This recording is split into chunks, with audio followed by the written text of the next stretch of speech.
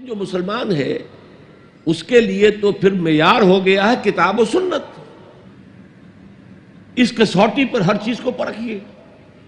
اگر اس کے خلاف کوئی بات ذہن میں آ رہی ہے تو اسے وسوسہ شیطانی سمجھیے، لاہور پڑھیے، اس کو جھٹک دیجیے، اسے زبان پر بھی نہ لائیے. اس لیے کہ جب تک وسوسے کو آپ زبان پر لا کر بیان نہیں کرتے کوئی گرفت نہیں ہے. اس لیے کہ شیطان کو یہ اختیار اللہ نے دے رکھا ہے. الذی یوسوس فی صدور الناس، وسوسہ اندازی وہ کرتا ہے، لیکن یہ کہ آپ اس کے وسوسے کو قبول کرتے یا نہیں کرتے یہ آپ کا اختیار ہے. تو اس اعتبار سے وہ عقل جو فطرت سے آزاد ہو گئی ہو وہ در حقیقت گمراہی کی طرف تو لے کر جائے گی. مشتاق احمد صاحب ملازمت پیشہ ہیں. آپ کا سوال ہے کہ شرک کو چھوڑ کر میری ذات سے دانستہ یا غیر دانستہ لغزشیں ہوتی رہتی ہیں جس کا براہ راست فوری اثر میری روزی روٹی پر ہوتا ہے. توبہ کرتا ہوں، نادم ہوتا ہوں، ضمیر بھی ملامت کرتا ہے، لیکن پھر گناہ کی کشش شجر ممنوعہ کو چھوڑے بغیر نہیں رہ سکتی. کیا انسان اس حد تک کمزور ہے؟ تدارک کیا کرنا چاہیے؟ تدارک کیا ہوگا؟ دیکھیے، تدارک تو یہ ہے کہ اپنے ایمان کو اور گہرا کیجئے، اور گہرا کیجئے، اور گہرا کیجئے. جس کا منبع اور سرچشمہ قرآن ہے. قرآن پڑھیں اور قرآن کو اول تو کوشش کریں، اگر آپ کی عمر ابھی ایسی ہے کہ آپ سیکھ سکتے ہیں تو عربی زبان سیکھیں اور قرآن کو اپنی آنکھ سے پڑھیں، ترجمے سے نہیں. ترجمہ سیکنڈ ہینڈ نالج ہے. ترجمہ جب آپ پڑھ رہے ہوتے ہیں تو مترجم کی آنکھ سے قرآن پڑھ رہے ہوتے ہیں، اپنی آنکھ سے نہیں. وہ سیکنڈ ہینڈ نالج ہے.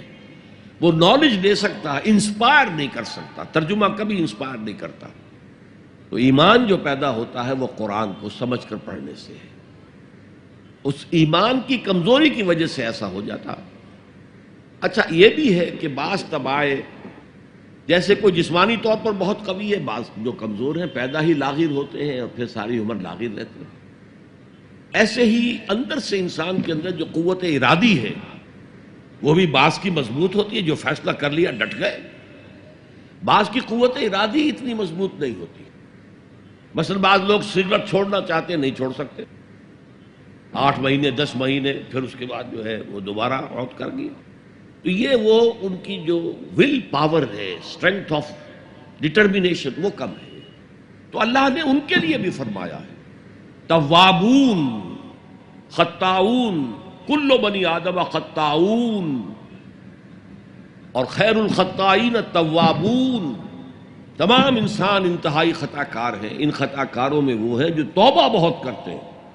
اور ایسی حدیثیں موجود ہیں کہ جس وقت آپ نے توبہ کی، ایک دفعہ اس عمل کو چھوڑنا لازم ہے. اس وقت یہ ارادہ ہونا چاہیے کہ اب دوبارہ نہیں کروں گا. اس وقت دل کے اندر جو ہے پشیمانی ہونی چاہیے. اور اگر وہ حقوق و لباد کا گناہ ہے تو یا تو جس کا پیسہ مارا ہے اس سے معافی حاصل کریں یا کمپنسیٹ کریں. اس لیے کہ حقوق و لباد کے جو معاملات ہیں وہ اللہ معاف نہیں کرے گا. اپنے حقوق کو معاف کرنے میں وہ بہت سخی ہے. اس کے بعد آپ کچھ عرصے کے بعد پھر گناہ ہو گئے، پھر توبہ کریں.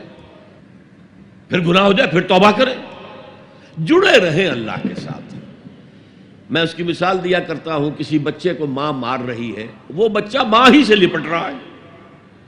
اسی طریقے سے اللہ سے لپٹے رہو اور سمجھو کہ ہاں یہ مجھ سے گناہ ہو رہا ہے، پھر دوبارہ. تو اس لیے کوئی حرج نہیں ہے.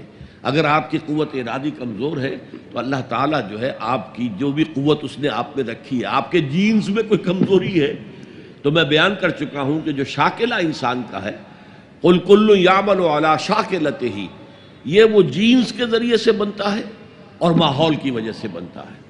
لہذا اس کے اندر اندر ہی آپ عمل کر سکتے ہیں. تو اللہ تعالیٰ جانتا ہے اور ہر ایک سے وہ اس کی وسعت کے مطابق حساب لے گا. لا یکلف اللہ نفسا الا وسعها.